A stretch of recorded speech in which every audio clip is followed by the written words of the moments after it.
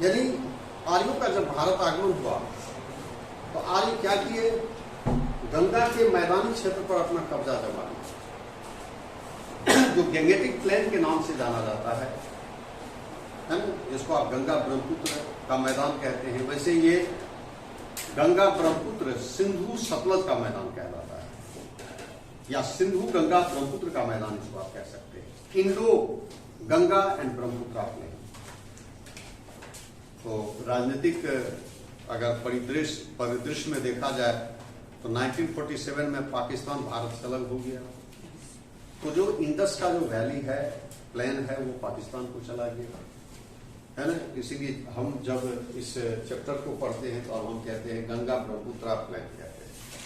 वैसे इंडस का जो ट्रिब्यूटरी है, जिसको हम सतलज के नाम से जानते हैं, सतलज का कुछ मैदान भारत में है ना। तो इस तरह से इसका ये नाम मैंने जो है गंगा ब्रह्मपुत्र का जो मैदानी क्षेत्र है इसका नाम पड़ा। और सतलज हम इंडस नहीं प्रयोग करते हैं, लेकिन अगर आप भौगोलिक दृष्टिकोण से अगर अध्ययन कीजिएगा तब तो उसका नाम देना पड़ेगा। अब देखिए, ये आर्यों ने इस गंगा के मैदान पर उर्वर भूमि पर अपना कब्जा जमा लिया। यहाँ के जो मूल निवासी थे सबको दक्षिण भगा दिया, है ना। और यहाँ एक संस्कृति का विकास किया जिसको वैदिक संस्कृति कहते हैं, वैदिक संस्कृति कहते हैं। और आर्य चूंकि संस्कृत भाषा के ज्ञाता थे, उन्होंने बहुत सारे ग्रंथ की रचना की, जैसे वेद की रचना की, ऋग्वेद, सामवेद, यजुर्वेद, अथर्ववेद, ब्राह्मण ग्रंथ, उपनिषद ग्रंथ, अरण्यक ग्रंथ और भी बहुत सारे ग्रंथों की रचना की। तो आर्यों ने पश्चिमोत्तर भाग में जो बहने वाली नदी है उसको सिंधु कहकर पुकारा। आज भी नदी सिंधु है। उससे पहले आपने इतिहास पढ़ा होगा, प्राचीन काल में भरत नामक एक कबीलाई सरदार हुआ करता था। भरत नामक एक कबीलाई सरदार हुआ करता था, और उसी भरत के नाम पर इस देश का भारत पड़ा। उसी भरत से देश भारत हुआ। यानी हम कह सकते हैं कि हम लोग भरत के संतान हैं। समझ रहे हैं। विष्णु पुराण में एक श्लोक वर्णित है, विष्णु पुराण में एक श्लोक वर्णित है, उत्तरंग यत समुद्रस्य हिमाद्रश्चैव दक्षिणम वर्ष तत् भारत नाम संतति यत्र भारती। उत्तरंग यत समुद्रस्य हिमाद्रश्चैव दक्षिणम, अर्थात पृथ्वी का वह भूखंड भारत वर्ष कहलाता है जो समुद्र के उत्तर है और हिमालय के दक्षिण है, उसे भारतवर्ष कहते हैं। वर्ष तत् भारत नाम, उसे भारतवर्ष कहा जाता है। संतति यत्र भारती, जहां भारत के संतान निवास करते हैं। बात समझ रहे हैं। तो पृथ्वी का वह भूखंड जो समुद्र के उत्तर है, हिमालय के दक्षिण है ना, उसे भारतवर्ष कहा जाता है, जहां भारत के संतान निवास करते हैं, है ना। प्राचीन काल में भूगोल का विकास इस पृथ्वी पर 3 जगहों पर हुआ, 3 क्षेत्र में हुआ। और सबसे पहले भूगोल के विकास का जो क्षेत्र है वो अपना भारत है ना। ये अलग बात है कि मॉडर्न में जो है हम लोग पीछे हो गए, क्योंकि विदेशियों का यहाँ आगमन हो गया। हम लोग आपस में लड़ झगड़ रहे थे, उसी का फायदा उठा के विदेशियों ने हमारे ऊपर शासन किया, हमारे देश का शोषण किया, सामाजिक आर्थिक है ना स्तर पर शोषण किया।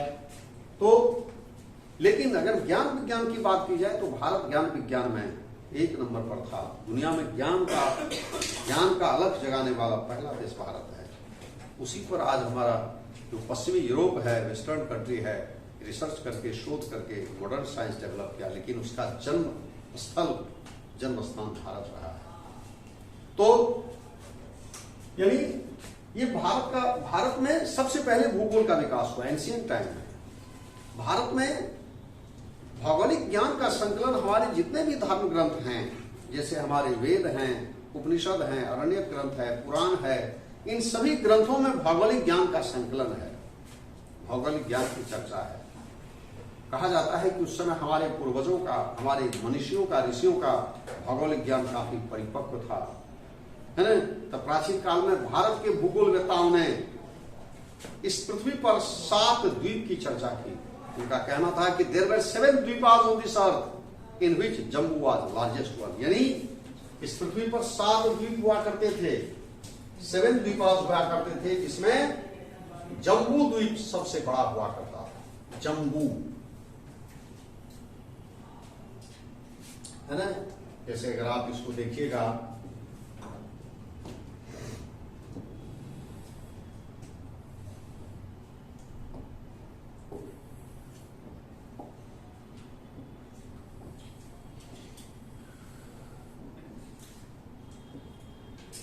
स्पेस कम है इसलिए हम छोटा इसको लिख रहे हैं।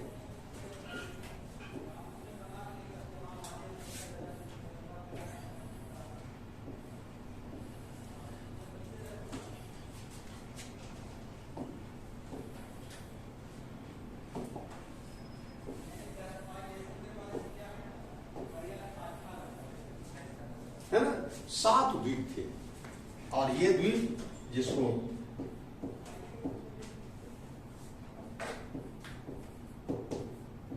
जम्बू द्वीप के नाम से जाना जाता था।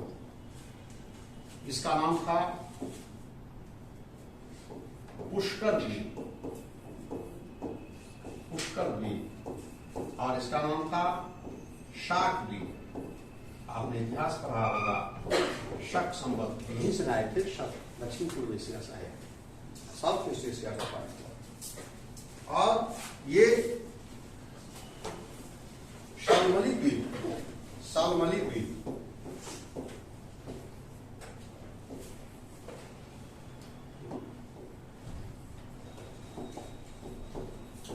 शालमली द्वीप जो अफ्रीका का भाग है, और इसका नाम था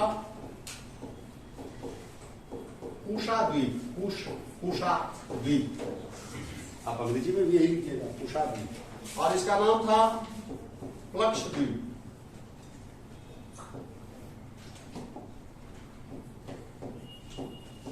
लक्षद्वीप, और इसका नाम था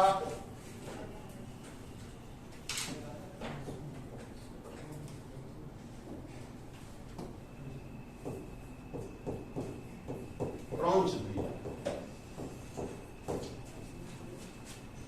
समझ रहे ना, ये हमारे प्राचीन भूगोलवेताओं, भारतीय भूगोलवेताओं के द्वारा ये बात कही गई है, और आज भी हम उसको मानते हैं। मैंने जो है 7 महादेश है, अभी भी है ना। उस समय देखिए कि उन लोगों का भौगोलिक ज्ञान कितना परिपक्व था, एक्यूरेसी कितना था। तो इसमें बताया गया कि जम्बू द्वीप सबसे बड़ा द्वीप हुआ करता था। मतलब देयर वर 7 द्वीपास on this earth in which Jambu was largest, है ना। And India is part of Jambu Dvipa, Bharat इस जम्बू द्वीप का भाग है। कहा गया है कि जम्बू द्वीप के दक्षिणी मध्य भाग में यहां पर एक पर्वत हुआ करता था। उस पर्वत का नाम दिया सुमेरु पर्वत, सुमेरु पर्वत। वर्तमान समय में इसकी पहचान की गई सुमेरु पर्वत, पामीर पठार यहीं पर है, जिसको रूफ ऑफ द वर्ल्ड कहा जाता है। और बताया गया कि जम्बू द्वीप के दक्षिणी मध्य भाग में सुमेरु पर्वत था, तथा इसी सुमेरु पर्वत के दक्षिण में भारत की स्थिति है ना। भारत के पश्चिमोत्तर भाग में जम्मू कश्मीर है, और जम्मू कश्मीर के ठीक पश्चिम उत्तर में पामीर पठार है, रूफ ऑफ द वर्ल्ड है, पामीर जांट के नाम से जाना जाता है ना। और इस सुमेरु पर्वत के ठीक दक्षिण में भारत की स्थिति थी। ये सब बातें हैं। अब देखिए, आज जब भारत आए तो उन्होंने पश्चिमोत्तर भाग में बहने वाली नदी को सिंधु कहकर पुकारा। बाद में इसी नदी को ईरानियों ने, अरब, ईरान, इराक, कुवैत, बहरीन जो इस्लामिक कंट्रीज है, वहां के लोगों ने सिंधु नदी को हिंदू नदी कहकर पुकारा, क्योंकि अरबी भाषा में 100 का उच्चारण भ होता है ना। तो सिंधु नदी को उन्होंने हिंदू नदी कहा, और इस देश का नाम हो गया हिंदू नदी वाला देश, अर्थात हिंदुस्तान हो गया। सारे जहां से अच्छा हिंदुस्तान हमारा। फिर समय आगे बीतता गया, इसी नदी को यूनानियों ने इंडोस कहकर पुकारा, और उसके बाद रोमानियों ने, जब यूनानी सभ्यता का पतन हुआ तो रोम सभ्यता का आगमन हुआ। कहा जाता है कि रोम के लोग यूनानियों की तुलना में ज्यादा प्रक्रियावादी था। वो प्रैक्टिकल वर्क पर, घूमने फिरने पर ज्यादा विश्वास करता था, थ्योरी की अपेक्षा प्रैक्टिकल वर्क पर ज्यादा विश्वास करता था। तो यूनानियों ने इंडोस कहकर पुकारा, फिर उसके बाद रोमानियों ने इंडस कहकर पुकारा। आज भी उस नदी को, सिंधु नदी को अंग्रेजी में इंडस रिवर के नाम से जाना जाता है, इंडस रिवर कहा जाता है। है ना, रिवर इंडस कहा जाता है, सिंधु नहीं कहा जाता, सिंधु रिवर नहीं कहा जाता है। तो सिंधु से हिंदू, इस देश का नाम हिंदुस्तान, हिंदू से इंडोस, इंडोस से इंडस, इसी इंडस से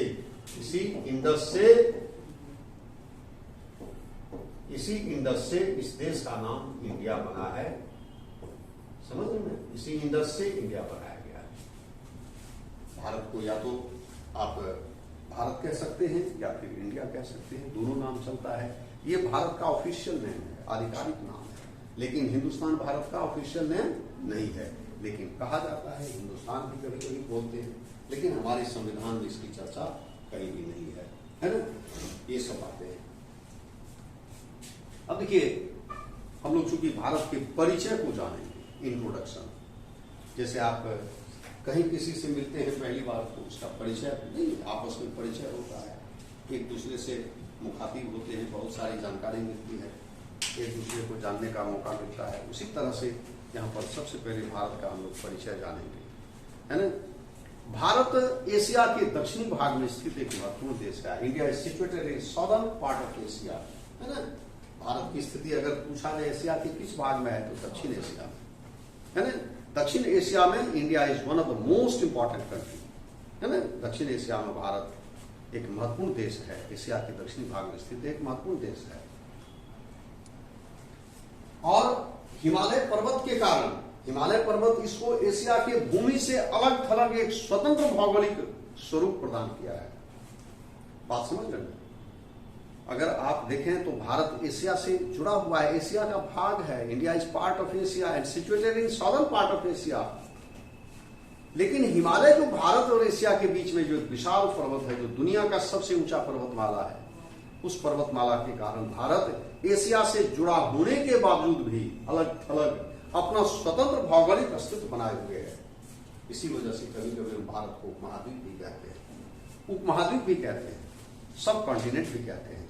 जैसे कॉन्टिनेंट किसको कहा जाता है? स्थल का वह भाग जिसकी प्राकृतिक सीमाएं स्पष्ट होती है, सुस्पष्ट होती हैं, है ना, उसको हम महाद्वीप कहते हैं। एक तो विशालता होती है महाद्वीप में स्थल का विशाल भाग होता है और उसकी प्राकृतिक सीमाएं सुस्पष्ट होती हैं, एकदम क्लियर होती है, कहीं कोई कंफ्यूजन नहीं होता है। ऐसे क्षेत्र को हम महाद्वीप कहते हैं। अगर भारत को आप देखिए, भारत 3 ओर से जल से घिरा हुआ है। पश्चिम में अरब सागर है, पूर्व में बंगाल की खाड़ी है, दक्षिण में हिंद महासागर है और उत्तर में ये हिमालय से घिरा हुआ है। हिमालय चूंकि एक प्राकृतिक अवरोध है, बाधा है, कितना विशाल है कि उस पर्वत से भारत एशिया के भूमि से जुड़ने के बाद भी पर्वत के कारण, हिमालय पर्वत के कारण अलग थलग एक अलग भौगोलिक अस्तित्व माने जो है विकसित करने में सक्षम हुआ। आप इतिहास का पन्ना उलट के देखिए, अगर हिमालय पर्वत भारत में नहीं होता तो भारत में ये स्थिति नहीं होती जो आज अभी है। सबसे पहले आप ज्योग्राफिकली अगर देखें तो भारत में ऐसी जलवायु नहीं होती जैसी जलवायु अभी है। क्यों? तो ग्रीष्म काल में जब सूर्य की उत्तरायण स्थिति होती है, कर्क रेखा के पास होता है, तो भारत का उत्तरी मैदान गर्म हो चुका होता है, यहाँ की हवा गर्म होकर ऊपर उठ जाती है और इस गर्म माने होने के बाद इस जो क्षेत्र में वैक्यूम बनता है, लो प्रेशर का क्षेत्र बनता है, इसको भरने के लिए हिंद महासागर से हवा इस तरफ आकर्षित होकर चल पड़ती हैं। यदि भारत के उत्तर में हिमालय पर्वत नहीं होता तो ये दक्षिणी पश्चिमी मानसून बिना किसी बाधा की, रुकावट की, भारत में वर्षा किए बगैर मध्य एशिया चली जाती, बैकाल झील के पास चली जाती, क्योंकि उस समय बैकाल झील के पास एक लो प्रेशर का केंद्र होता है। तो भारत में वर्षा नहीं होती। तो आप इमेजिन कर सकते हैं कि भारत में अगर वर्षा नहीं होती तो क्या भारत में ये जो माने बिलियन पीपुल हैं, क्या ये इसका भरण पोषण संभव हो पाता? नहीं हो पाता, है ना। दूसरी ओर हिमालय पर्वत की अनुपस्थिति में शीतकाल, ये तो ग्रीष्मकाल की बात थी, अगर शीतकाल की बात हम करें तो शीतकाल में माने साइबेरिया में दुनिया की सबसे शीतल वायु राशि पाई जाती है। One of the most coldest air mass of earth कह सकते हैं आप। और दुनिया का सबसे ठंडा स्थान बर्फोयांश वही साइबेरिया में है। तो शीतकाल में साइबेरिया से आने वाली अति शीतल वायु राशि बिना किसी बाधा की भारत आ जाती है और भारत का अधिकांश भाग, ये पूरा नॉर्थ प्लेन को निश्चित रूप से इसके प्रभाव में होता। उस शीतल वायु राशि के कारण भारत की भूमि है ना, जो फर्टाइल लैंड है भारत का, दक्षिणी पठार के कुछ भागों को छोड़कर पूरा ये सब भाग बर्फ के आगोश में आ जाता, बर्फ से ढक जाता। तो क्या आप समझ सकते हैं कि बर्फ से ढक जाता तो क्या जनजीवन संभव हो पाता? कतई संभव नहीं होता। बात समझ रहे हैं? क्योंकि उसमें ना तो हम खेती बाड़ी कर सकते थे और ना ही कोई और एक्टिविटी हो पाता, ना ही पेड़ पौधे का विकास हो पाता। इस तरह से भारत में स्थिति ऐसी नहीं होती। अभी देखिए, हिमालय के कारण तिब्बत आप जाएंगे, तिब्बत में शीतकाल में भूमि बर्फ से ढक जाता है, माइनस में टेम्परेचर रहता है और जनजीवन मुश्किल हो जाता है, काफी कठिन हो जाता है। तो इस तरह से ये भारत को जो एक विशेष रूप दिया है, भौगोलिक स्वरूप दिया है, जलवायु का एक जो विशिष्ट रूप भारत को प्राप्त हुआ, उसके लिए हिमालय का बड़ा योगदान है। जैसे पीजी में एसर्शन रीजनिंग में क्वेश्चन पूछा गया है कई बार, यूपीएससी में ये पूछा हुआ क्वेश्चन है कि भारत में उष्णकटिबंधीय मानसून प्रकार की जलवायु है। In India there is tropical monsoon type of climate, ये कथन है। इसका कारण क्या है कि northern part of India there is Himalaya mountain, है ना, भारत के उत्तरी भाग में हिमालय पर्वत है। तो both A and R are correct and R is correct explanation of A. अगर भारत के उत्तर में हिमालय पर्वत नहीं होता तो भारत की क्लाइमेट ऐसी नहीं होती जैसी अभी है, ट्रॉपिकल मानसून नहीं होती। ग्रीष्म काल में ये बिल्कुल बंजर हो जाता, शीतकाल में भी बंजर हो जाता, भूमि बर्फ से ढक जाता है। ये भारत की स्थिति होती है। तो हिमालय पर्वत की इसके लिए जिम्मेवार है। तो ये जो है हिमालय पर्वत, देखिए एक प्राकृतिक प्रहरी कह सकते हैं इसको, प्राकृतिक बाधा है। और इस बाधा को न तो प्राकृतिक जो क्या कहते हैं तत्व है वो इसको पार कर सकता है, और उसके साथ साथ मानव भी इसको पार नहीं कर सकता है। आप इतिहास का पन्ना उलट के देखिए, हिमालय की विशालता के कारण, अधिक ऊंचाई के कारण, विषमता के कारण उत्तर से दक्षिण यानी भारत आने वाले लोगों की संख्या सीमित रही है। सीमित लोग आए, और जो भी आए तो चंद दर्रे जो पाए जाते हैं पश्चिम उत्तर क्षेत्र में, उसी दर्रे से होकर, पासेज से होकर आए। और सीमित लोग आए, और आए तो यहां से वापस नहीं गए। लगभग अधिकांश लोग यहीं रह गए, यहाँ की आबो हवा देखकर मंत्रमुग्ध हो गए और लगा कि यही बेस्ट जगह है। इसलिए भारत को विविधताओं का देश हम कहते हैं। क्यों कहते हैं? आपको इस तरह का सवाल मेंस में भी पूछा जाएगा कि भारत विविधताओं का देश है, India is country of diversity. तो रविन्द्रनाथ टैगोर का एक बड़ा मार्वेलस लाइन है, हेथाय आर्ज हेथाय अनार्ज, शक द्रविड़ चीन, मुगल मंगोल दल पठान एक देह अपलोलीन। हेथाय आर्ज, यहाँ आर्य भी आए, हेथाय अनार्ज, यहाँ अनार्य भी हैं, रहे हैं। शक द्रविड़ चीन, शक भी आए, तब ने शक संवत चलाया। आप लोग पढ़ते हैं इतिहास में, शक संवत, विक्रम संवत। हेथाय आर्ज हेथाय अनार्ज, आर्य भी यहाँ, अनार्य भी, और शक भी आए। द्रविड़, साउथ इंडिया के जो लोग हैं द्रविड़, है ना, शक द्रविड़ चीन, चीनी लोग भी, जिसका नाक देखिएगा चपटा, ये नॉर्थ ईस्टर्न और ये जो हिमालयन रीजन में है, कुमाऊं क्षेत्र में, उसके बाद लद्दाख क्षेत्र में जिसका नाक चपटा देखिएगा, आंख ऐसे धसा हुआ रहेगा, बाल खड़ा रहेगा, सीना चौड़ा रहेगा, वो चाइनीज हैं, मंगोल ट्राइब्स, मंगोल रेस को बिलोंग करते हैं। तो शक द्रविड़, द्रविड़ भी चीन, चीनी लोग भी यहाँ हैं। मुगल लोग आए, मुगल आए ना, बाबर आया आक्रमण करके भारत में, आया था लूटने के लिए, यहाँ से मैंने जो है संपत्ति ले जाकर वहां बैठ के खाता, क्योंकि वहां भुखमरी थी, कुछ था नहीं, है ना, वो सब निर्जन क्षेत्र था, वीरान क्षेत्र था। तो मुगल भी आए थे लूटने के लिए, लेकिन यहाँ आके यहाँ मंत्रमुग्ध हो गए और अपने सारे रिश्तेदार को मैंने लेटर लिखे होंगे उस समय कि भाई अब वहां हम नहीं जाएंगे, क्योंकि सब रिश्तेदार आशा देख रहा होगा कि भाई अभी तक बाबर आया नहीं है ना, माल लेके। तो फिर जो है ये लेटर लिखे होंगे कि अब हम नहीं जाएंगे वहां, तुम ही सब लोग यहाँ आ जाओ, यही रहेगा, यही बेस्ट प्लेस है। तो मुगल मंगोल भी आए आक्रमणकारी के रूप में, मुगल मंगोल, दल पठान, पठान सब समूह आए, है ना, ये सब आए, दल पठान, एक देह हलोलीन, ये सब आए तो गए नहीं वापस, जाने वाले लोग नहीं के बराबर थे, अधिकांश सारे लोग यहीं रह गए और एक देह भारत रूपी शरीर के साथ मिलकर एक हो गए। अब सोचिए, दुनिया के हर क्षेत्र के लोग भारत में पाए जाते हैं। अगर प्रजाति की बात कीजिएगा, दुनिया के तमाम प्रजाति के लक्षण भारत में पाए जाते हैं। चाहे वो कॉकेसाइट की बात करें, मंगोलाइट की बात करें, नेग्राइट की बात करें, है ना।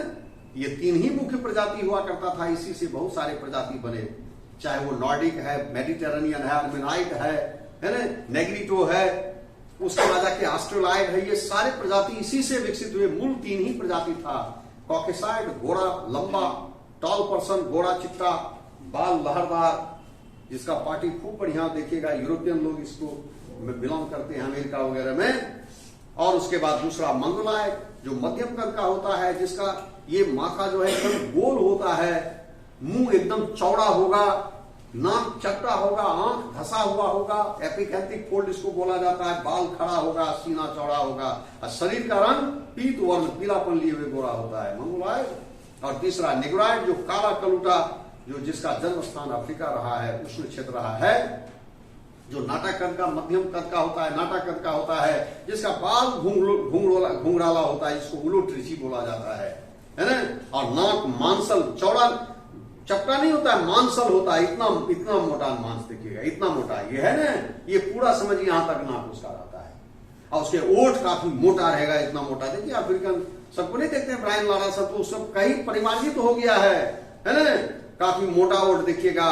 और उसके बाद जबड़ा ये बाहर निकला रहता है, ये बाहर की ओर ऐसे करके निकला हुआ रहता है ना, इस तरह के लोग। और शरीर जो है एकदम काला होता है ना, मेलानोडर्म उसको कह सकते हैं, काली चमड़ी वाली, है ना। तो इस तरह के 3 ही प्रजाति हुआ करते थे। तो भारत में सारे प्रजाति के लक्षण, दुनिया के तमाम प्रजाति के लोग यहाँ पाए जाते हैं। दुनिया में जितने भी जलवायु है, 12 हर्बर्टसन साहब ने संसार को 12 प्राकृतिक प्रदेश में बांटा, 12 जलवायु प्रदेश में बांटा। प्राकृतिक प्रदेश में विभाजन का उनका आधार जलवायु था। तो दुनिया के तमाम प्रकार की जलवायु के लक्षण भारत में पाए जाते हैं, चाहे टूंड्रा क्लाइमेट की बात करें, भूमध्य जलवायु की बात करें, या पूर्वी चीन तुल जलवायु की बात करें, या ये महाद्वीपीय प्रकार की जलवायु की बात करें, या फिर आप टाइगर जलवायु की बात करें, या फिर पश्चिमी यूरोप तुल्य जलवायु की बात करें, सवाना जलवायु की बात करें, विषुवतीय जलवायु की बात करें, मानसून जलवायु की बात करें, दुनिया के तमाम जलवायु के लक्षण भारत में पाए जाते हैं। इसीलिए भारत को विविधताओं का देश कहा जाता है। अगर आप वनस्पति की बात करें तो दुनिया में जितने भी प्रकार के वनस्पति हैं, सभी प्रकार के वनस्पति भारत में पाए जाते हैं, क्योंकि हिमालय इसको और भी विशिष्टता प्रदान कर दिया है ना। उसके ढाल पर कई प्रकार की जलवायु पाई जाती है। अगर आप सॉइल की बात करें तो सॉइल में भी विविधता है, आप नदी नाले की बात करें तो उसमें भी विविधता है। अगर आप धराकृति की बात करें तो 3 धराकृति है, पर्वत पठार मैदान, है ना। और मरुस्थल होता है तो मरुस्थल पर्वतीय क्षेत्र में भी होता है, पठारी क्षेत्र में भी होता है, मैदानी क्षेत्र में भी होता है। ये सारे लैंडफॉर्म्स भारत में पाए जाते हैं। भारत में उच्चावचीय विषमता है, टोपोग्राफिक माने जो है रिलीफ में काफी डाइवर्सिटी पाई जाती है ना। देखिए उत्तर में हिमालय पर्वत, महान हिमालय, लघु हिमालय, शिवालिक श्रेणी, पूर्वोत्तर भारत में पश्चिमोत्तर भाग में जाएंगे काराकोरम श्रेणी, लद्दाख श्रेणी, जांस्कर श्रेणी, पीर पंजाल श्रेणी। पूर्वोत्तर भारत में जाएंगे तो डाफला भूम, पटकाई भूम, अबोर पर्वत, मिश्मी पर्वत, नागा श्रेणी, मणिपुर पर्वत, मिजो पर्वत, त्रिपुरा पर्वत। उसके बाद मेघालय में गारो, खासी, जंजिया पर्वत, मिकिर पर्वत। उसके बाद आके फिर ब्रेल श्रेणी, ये सब पर्वत है। उसके बाद आप दक्षिण भारत में जाएंगे तो पश्चिम में पश्चिमी घाट पर्वत, उत्तर में विंध्या पर्वत, सतपुरा पर्वत, पश्चिम में पश्चिमी घाट पर्वत, फिर दक्षिण में नीलगिरी पर्वत, उसके दक्षिण में अन्नामलाई पर्वत, उसके दक्षिण में इलायची पर्वत। पूरब में जाएंगे पूर्वी घाट पर्वत, अन्नामलाई, नल्ला मलाई, है ना, जवाड़ी पर्वत। ये सारा पर्वत जो है ना भारत में है। तो सोचिए, पठार की बात करेंगे, इसके बीच में पठार है, उबड़ खाबड़ लहरदार पठार है। और उत्तर में समतल मैदान है, जिसको गंगा ब्रह्मपुत्र का मैदान कहा जाता है। ये मैदान समतल है और काफी फर्टाइल है, और जनसंख्या का बड़ा समूहन पाया जाता है ना। और कहा जाता है कि ये भारतीय प्राचीन काल से ही भारतीय सभ्यता संस्कृति का केंद्र रहा है, ये गंगा का मैदानी प्रदेश। जब तक याद रखिएगा, जब तक गंगा नदी प्रवाहित हो रही है तब तक यहाँ करोड़ों लोगों के शरीर में जो है दिल धड़क रहा है। उसका कारण गंगा नदी है। जिस दिन गंगा नदी बहना बंद कर देगी, ये क्षेत्र इनफर्टाइल हो जाएगा। आपने इतिहास पढ़ा होगा, कभी सिंधु सभ्यता काफी माने परिपक्व और विकसित सभ्यता हुआ करती थी, लेकिन क्या बाद में रहा वो? तो बाद में इसी तरह के नेचुरल कैलेमिटी के कारण, प्राकृतिक प्रकोप के कारण, आपदा के कारण, यानी सिंधु नदी उसको सींचती थी, सिंधु उसकी सहायक नदी उस मरु प्रदेश को, डेजर्टेड रीजन को सींचती थी। कालांतर में नदी अपनी प्लेट टेक्टोनिक के कारण, अर्थ मूवमेंट के कारण वो नदी अपनी धारा बदल ली तो जहां से सींचती थी वो अलग से नदी बहने लगी, तो वो क्षेत्र धीरे धीरे मरुस्थल हो गया, बंजर हो गया, और वहां धीरे धीरे सभ्यता का पतन हो गया, लुप्त हो गया। तो सोचिए कि ये गंगा की क्या अहमियत है। ये सब बातें हैं। तो भारत में हर एस्पेक्ट में विविधता पाई जाती है। किसी भी स्तर से देखें, अगर आप भारत की स्थिति को देखें तो कहा जाता है कि भारत पश्चिम से पूरब, पूरब से पश्चिम, अगर एयर रूट को आप अगर ध्यान में रखें तो पश्चिम से पूरब, पूरब से पश्चिम अगर कोई भी एयर रूट जाती है तो भारतीय क्षेत्र से होकर गुजरती है। यहाँ मुंबई, दिल्ली, चेन्नई, कोलकाता, त्रिवेंद्रम, ये 5 अंतर्राष्ट्रीय स्तर के हवाई अड्डे हैं जहां से विदेश जाने के लिए डायरेक्ट फ्लाइट मिलती है। वैसे अंतर्राष्ट्रीय हवाई अड्डे हमारे देश में और भी बहुत सारे हो गए हैं, लेकिन विदेश जाने के लिए फ्लाइट यही 5 जगह से मिलेगा। ये विशाल अंतर्राष्ट्रीय स्तर के हवाई अड्डे हैं, है ना। उसके बाद फिर जो है, अगर आप जल यान की बात करें, जल परिवहन की बात करें, तो सामुद्रिक जो जल परिवहन है, पश्चिम से पूरब आए या पूरब से पश्चिम जाए, वो भारतीय क्षेत्र से, हिंद महासागर क्षेत्र से, भारत के सीमावर्ती भाग से होकर गुजरती है। तो इस दृष्टिकोण से भी इसकी महत्ता है। उसके बाद आप इसके महत्व को आप समझ सकते हैं, भारत के महत्व को, कि भारत के दक्षिण में जो समुद्र है उसका नाम भी हिंद महासागर है। इसी हिंदुस्तान के आधार पर इंडियन ओशन कहा जाता है, इस देश के नाम पर उसका नाम पड़ा है। तो सोच सकते हैं कि भारत की महत्ता कितनी अधिक है ना। तो ये सब बातें हैं। आप कह सकते हैं कि भारत पश्चिमी कला कौशल प्रधान यानी इंडस्ट्रियलाइज्ड कंट्री को पूर्वी खेतिहर प्रधान यानी ओरिएंटल कंट्री, जहां पर एग्रेरियन सोसाइटी है, जहां एग्रीकल्चर मुख्य आर्थिक जीविकोपार्जन के साधन है, उसके बीच में जोड़ने में मध्यवर्ती कड़ी का काम करता है। इसीलिए आप इतिहास का पन्ना उलट के देखिए, प्राचीन काल से ही यूरोपियन जब ये डिस्कवरी का पीरियड शुरू हुआ तो भारत की रास्ता को खोजना शुरू किया। क्यों खोजना शुरू किया? तो भारत और भी कई महीने में जो ऐसे इंपॉर्टेंस इसका नहीं है। भारत की क्लाइमेट, इसमें जो विविधता पाई जाती है, ये लोगों की आवश्यकता का ये क्षेत्र यहीं पर था। जैसे पश्चिमी यूरोपीय क्षेत्र ठंडा प्रदेश है ना। प्राचीन काल में ग्रीक लोग यहाँ आते थे, यूनानी यहाँ पर आते थे। वो क्या करते थे, बोड़ा में सोना भर के लाते थे और यहाँ पर आके माने वो सोना देते थे यहाँ के लोगों को, और वो जो है मसाला ले जाते थे अपने साथ। काली मिर्च, काली मिर्च आप इतिहास पढ़े होंगे, काली मिर्च का नाम ही दे दिया यवन प्रिय। इतिहास आप पढ़ते होंगे, इतिहास में उसका नाम यवन प्रिय हो गया क्योंकि यवन लोग को प्रिय था। काली मिर्च एक मेडिसिनल उसका उपयोग है ना। मसाला भारतीय क्षेत्र में होता था, ये यहाँ की क्लाइमेट ऐसी है ना। और मसाला का प्रयोग जो है यानी खाद्य वस्तुओं को प्रिजर्व करने में उसकी उपयोगिता होती है। कहा जाता है कि spices are use not for making delicious food but it also it help in digestion of our food. ये हम जो भोजन करते हैं इसको पचाने में भी इसकी भूमिका होती है।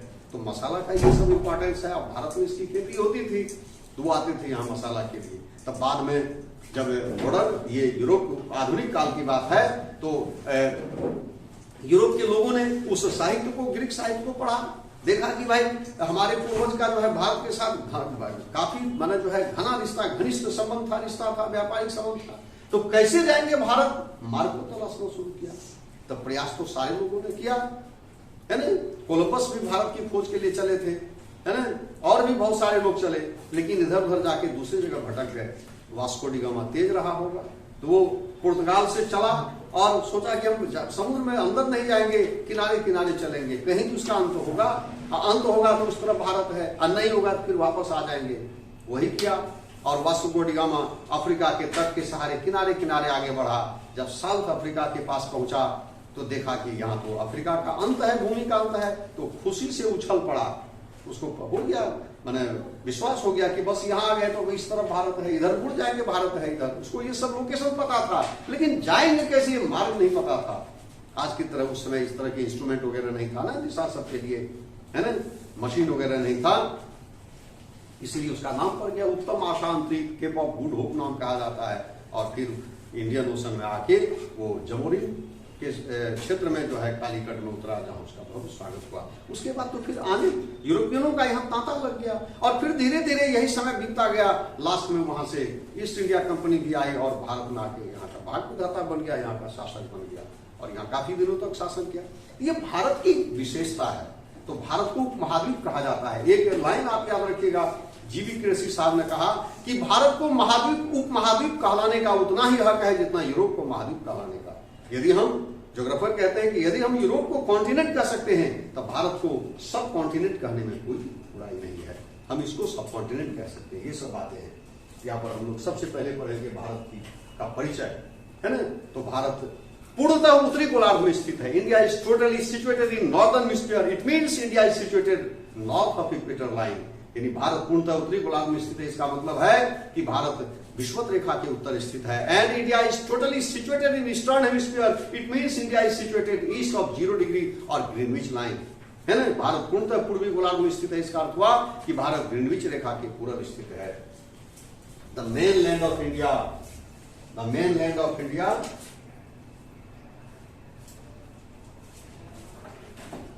The main land of India, Bharat की मुख्य भूमि। आप लोग भारत का मानचित्र देखते हैं। भारत की मुख्य भूमि 8 डिग्री 4 मिनट एन से लेकर 37 डिग्री 6 मिनट एन अक्षांश। 8 डिग्री 4 मिनट एन से लेकर 37 डिग्री 6 मिनट एन अक्षांश यानी लैटिट्यूड, तथा 68 degree 7 minute 68 degree 7 minute east से लेकर 97 डिग्री 25 मिनट ईस्ट लॉन्गिट्यूड यानी देशांतर के बीच स्थित है। ये भारत का अक्षांशीय विस्तार है। ये भारत का देशांतरीय विस्तार है। भारत की मुख्य भूमि 8 डिग्री 4 मिनट एन से लेकर उत्तर से लेकर 37 डिग्री 6 मिनट 37 डिग्री 6 मिनट उत्तर अक्षांश तथा 68 डिग्री 7 मिनट ईस्ट से लेकर 97 डिग्री 25 मिनट ईस्ट देशांतर के मध्य स्थित है ना।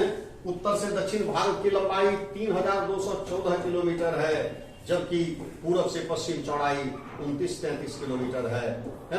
29-33 किलोमीटर है यानी भारत का उत्तर दक्षिण वो लंबाई हो गया और ये पूर्व पश्चिम चौड़ाई हो गया, है ना। उसके बाद भारत का कुल क्षेत्रफल, the total area of India is 32 lakh, है ना, 87,263 स्क्वायर किलोमीटर। भारत का कुल क्षेत्रफल 32,87,263 वर्ग किलोमीटर है। पृथ्वी के कुल भूमि का out of total land of world, है ना, इट ऑक्युपाई 2.4%।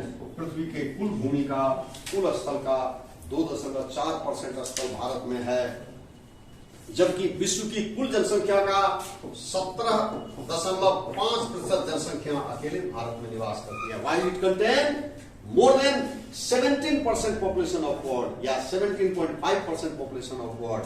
सोचिए इतने छोटे क्षेत्र में इतनी बड़ी जनसंख्या, विशाल जनसंख्या, कितना बड़ा आश्चर्य है।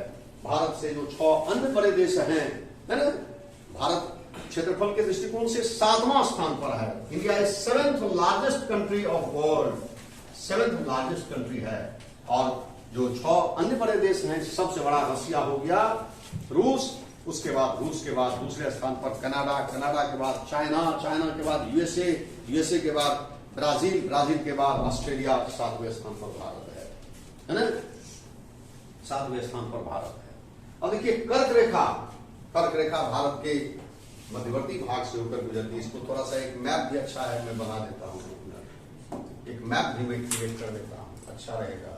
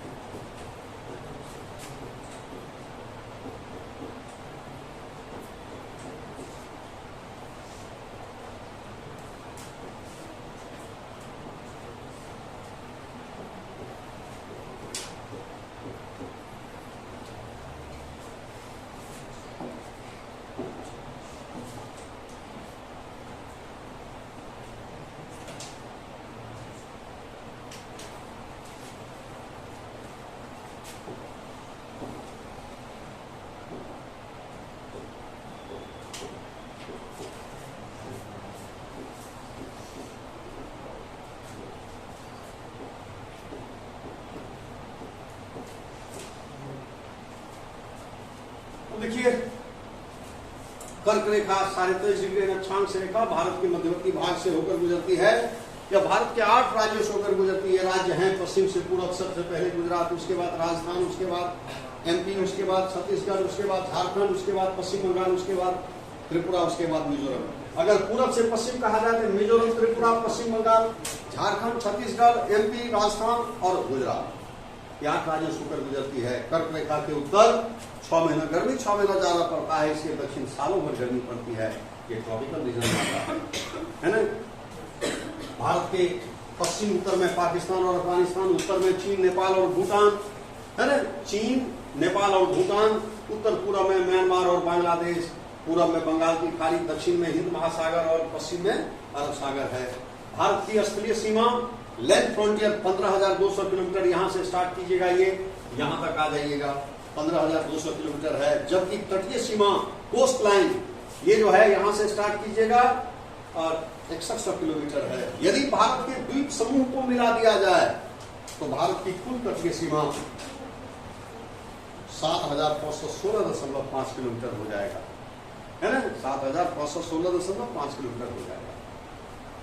भारत के अंतर्गत कुछ द्वीप समूह भी हैं, जिसमें अंडमान और निकोबार तथा लक्षद्वीप समूह प्रमुख हैं। अंडमान और निकोबार तथा लक्षद्वीप समूह प्रमुख हैं। अंडमान निकोबार बंगाल की खाड़ी में है, जबकि लक्षद्वीप समूह अरब सागर में है। अंडमान निकोबार तृतीय महाद्वीप के वलित पर्वत का धंसा हुआ भाग है, यानी Andaman Nicobar is subsided part of tertiary folded mountain. इसके उत्तर में अंडमान है, नीचे दक्षिण में निकोबार है। अंडमान और निकोबार 10 डिग्री चैनल के द्वारा अलग होता है। यहाँ पर होगा 10 डिग्री चैनल, है ना। अंडमान 204 द्वीपों का समूह है, जबकि निकोबार 19 द्वीपों का समूह है। दोनों मिला के 223 द्वीप हो गए, है ना। अंडमान निकोबार की सर्वोच्च बिंदु सैडल पीक है। सैडल पीक है ना। सैडल पीक है, जिसकी ऊंचाई 738 मीटर है। यह नॉर्थ अंडमान में स्थित है। अंडमान निकोबार की राजधानी पोर्ट ब्लेयर दक्षिणी अंडमान यहाँ पर स्थित है। पोर्ट ब्लेयर यहाँ पर दक्षिणी अंडमान में स्थित है, ठीक है। उसके लक्षद्वीप समूह 36 द्वीपों का समूह है। Lakshadweep is group of 36 island. यह प्रवाल वलय का बना हुआ है, एटॉल का बना हुआ है। लक्षद्वीप के सबसे दक्षिणी भाग में ये जो आप देख रहे हैं, ये है मिनिकाय द्वीप है, जो शेष उत्तरी द्वीपों से 9 डिग्री चैनल के द्वारा अलग होता है। इस मिनिकाय के दक्षिण में 8 डिग्री चैनल होगा, जो इसको मालदीव से अलग करता है। समझ रहे हैं। ये सब जो आप अभी तक मैं चर्चा किया, ये भारत के प्रोडक्शन से संबंधित है, भारत के परिचय से संबंधित है। समझ रहे हैं। इसके बाद हम लोग चैप्टर पढ़ेंगे भारत के भौतिक संरचना, फिजिकल स्ट्रक्चर ऑफ इंडिया। समझ रहे हैं। यही पर्वत, पठार, मैदान की चर्चा होगी।